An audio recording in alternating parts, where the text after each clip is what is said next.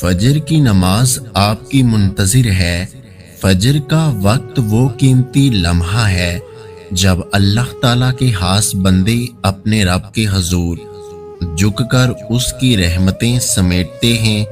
جو شخص فجر کی نماز کو قائم رکھتا ہے، اللہ تعالیٰ اس کی زندگی کے ہر اندھیرے کو روشنی میں بدل دیتا ہے۔ تکلیف بہت ہوتی ہے، مگر کیا آپ نے سورۃ یوسف سے نہیں سیکھا کہ اللہ آپ کو ان لوگوں کے سامنے دوبارہ عزت سے کھڑا کرے گا جنہوں نے آپ کو توڑا تھا؟ اس لیے آپ کو انتقام لینے کی ضرورت نہیں بلکہ ایمان کی ضرورت ہے۔ جب بندہ اپنی بے بسی کا اعتراف کر کے اللہ کے سامنے جھک جاتا ہے تو اللہ بھی اپنی عطا کے تمام دروازے کھول کر اپنے بندے کا مان رکھتا ہے۔ بے شک وہ مان کو ٹوٹنے نہیں دیتا، اس لیے مایوس ہونا چھوڑ دیں، پریشان نہ ہوا کرو۔ اللہ تعالیٰ نے تمہارا مستقبل تمہاری سوچ سے بھی بہتر لکھا ہوا ہے۔ جو مقدر لکھنے والی ذات ہے اس کے پاس مقدر بدلنے کا بھی اختیار ہے۔ اللہ پاک پر بھروسہ اس پھول کی طرح رکھیں جو راستے کے کنارے اگتا ہے، جسے نہ کسی نے بویا ہوتا ہے نہ راہگیر اسے پانی ڈالتا ہے، اللہ پاک ہی اس کا خیال رکھتا ہے۔ انسان کی روح پھولوں جیسی ہے، جب وہ اللہ کا ذکر کرتا ہے تو کھل اٹھتی ہے اور اسے شرخ صدر نصیب ہو جاتا ہے، اور جب وہ اللہ کے ذکر سے غافل ہو جاتا ہے تو اس کی روح مرجھا جاتی ہے اور اسے سینے میں تنگی محسوس ہوتی ہے۔ دیر تک گناہوں کی دلدل میں پھنسنے رہنے پر دل خراب ہو جاتا ہے۔ اب اس دل کو آہستہ آہستہ صاف ہونے میں بھی تو وقت لگے گا نا، صبر رکھو۔ شیطان تمہیں بار بار دوبارہ اس دلدل میں گھسیٹنے کی کوشش کرے گا، مگر تم اللہ کے سامنے بیٹھ کر رو لینا، دوبارہ اس راہ پہ نہ جانا۔ تہجد کی قبولیت کا بھی ایک وقت ہوتا ہے۔ اللہ پاک اپنے بندے کو مایوس نہیں بھیجتا، بس وہ صحیح وقت ابھی تک نہیں آیا جس کا آپ کو انتظار ہے، بس تمہیں صبر نہیں۔ اگر درد رات بھر سونے نہیں دیتا تو جان لو کہ اللہ منتظر ہے تمہارا، ابھی بھی اس کو انتظار ہے تمہاری دعاؤں کا۔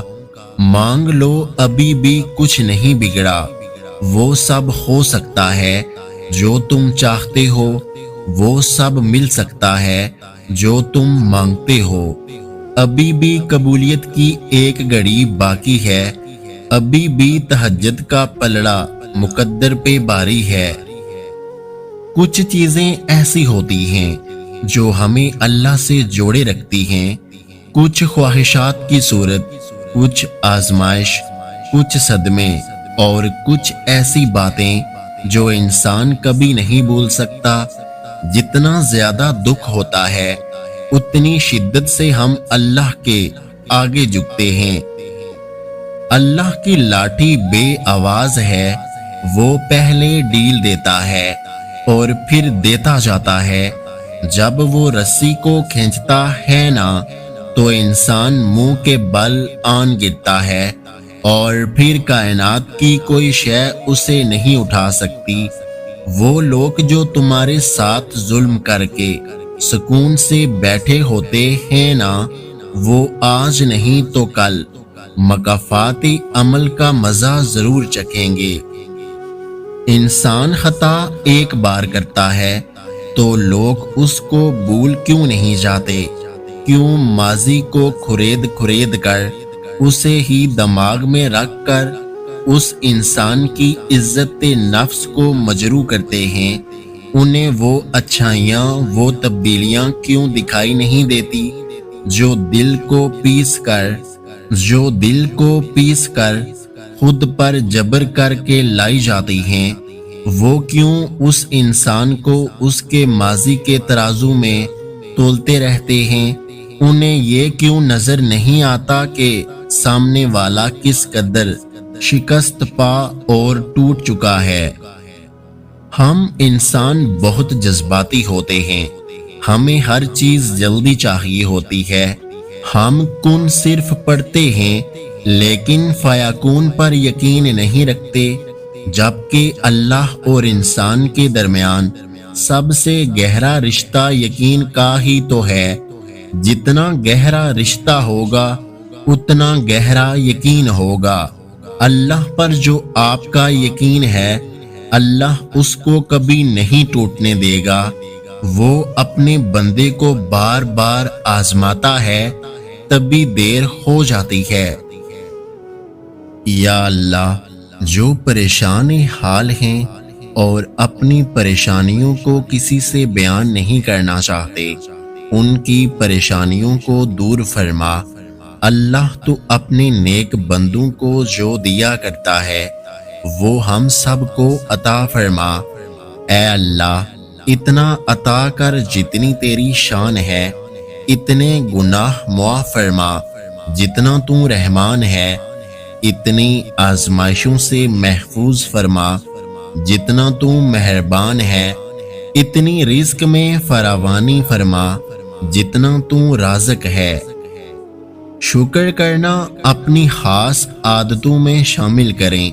شکر ادا کرنے والوں کے ہاتھ کبھی خالی نہیں رہتے۔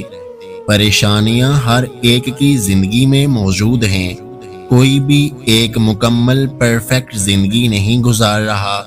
بس فرق وہاں پہ آتا ہے جب انسان اپنے معاملات اللہ کے حوالے کرتا ہے اور مطمئن ہو جاتا ہے۔ حضرت علی سے کسی نے پوچھا، میں بہت کوشش کرتا ہوں کہ صبح نماز پڑھوں پر اٹھا نہیں جاتا۔ حضرت علی نے فرمایا، یہ نیند کی وجہ سے نہیں ہے، بلکہ تم جو سارا دن گناہ کرتے ہو وہ تمہاری گردن میں توق، ہاتھوں میں ہتھکڑی اور پاؤں میں بیڑیاں بن کر تمہیں اٹھنے نہیں دیتا۔ اس ویڈیو کو لائک، شیئر اور میرے یوٹیوب چینل کو سبسکرائب کرنا مت بھولیے گا۔ اپنا اور اپنے چاہنے والوں کا بہت سارا خیال رکھیں، مجھے دعاؤں میں یاد رکھیں۔ ویڈیو دیکھنے کا بہت بہت شکریہ۔ اللہ حافظ۔